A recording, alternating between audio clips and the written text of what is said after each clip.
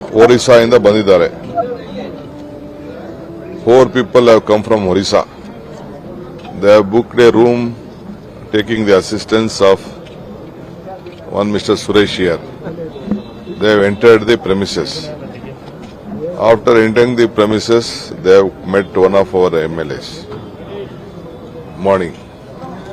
They are offering 5 crores per vote.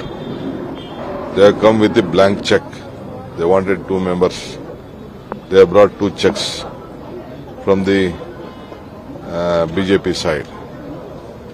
So the MLA has refused. He has informed us. So our people have handed over the checks and the people. 2 of them have escaped and 2 of them have been caught. They have accepted that. Yes, we came for the same purpose. So a complaint has been on the way to file there. ನನ್ನ favourite Nandini cheese. ಈಗ ಎಲ್ಲರ favourite Nandini cheese. So they are doing their job as per the law. This is the great Operation Lotus carried out by our BJP friends in Karnataka. So the further they will only, our leaders are there, ACC secretaries and ONMP is also there. They will explain to all of you what is going on. This is what I would like to inform you.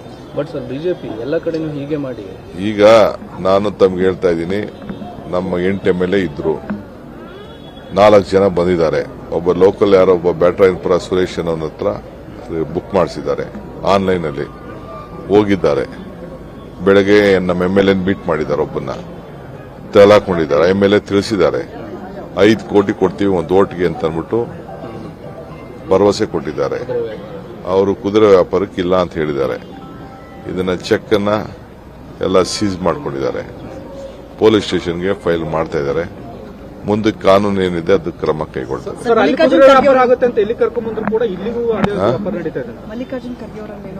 ಅವ್ರ ಅಧ್ಯಕ್ಷರು, ಪಕ್ಷದ ಅಧ್ಯಕ್ಷರು, ಪಕ್ಷದ MLA, ಪಕ್ಷದ ಅಧ್ಯಕ್ಷರು ಭೇಟಿ ಮಾಡಿದೆ. ಇನ್ಯಾರು ಭೇಟಿ? ಬಿಜೆಪಿ ಅಧ್ಯಕ್ಷರು ಭೇಟಿ ಮಾಡಕ್ ಹೋಗ್ತಾರಾ? ನೀವು ಹೋಗ್ತೀರಾ ಸರ್? ನೋಡೋಣ. ಫಸ್ಟ್ ಈಗ ನಾನು ಈಗ ಇಲ್ಲಿ ವರ್ಕರ್ಸ್ ಮೀಟಿಂಗ್ ಕರೆದು ಬಿಟ್ಟಿದ್ದೀನಲ್ಲ, ಇದಕ್ಕೋಸ್ಕರ ಸ್ವಲ್ಪ ತಡ ಆಯ್ತು. ಇದೆಲ್ಲ ಸ್ವಲ್ಪ ಅಟೆಂಡ್ ಮಾಡಬೇಕಾಯ್ತು. ಎಲ್ಲ ನನ್ನ ಚೆಕ್ಸ್ ಎಲ್ಲ ಅಲ್ಲಿ ನಿಮ್ಗೆ ಬಂದಿರಬೇಕಲ್ಲ, ಚೆಕ್ಸ್ ಎಲ್ಲ ಬಂದಿದೆ. ಎಲ್ಲ ನಾನು ಡೆಲ್ಲಿಗೆಲ್ಲ ಕಳಿಸ್ಬೇಕು, ರಿಪೋರ್ಟ್ ಎಲ್ಲ ಕಳಿಸ್ತೀನಿ.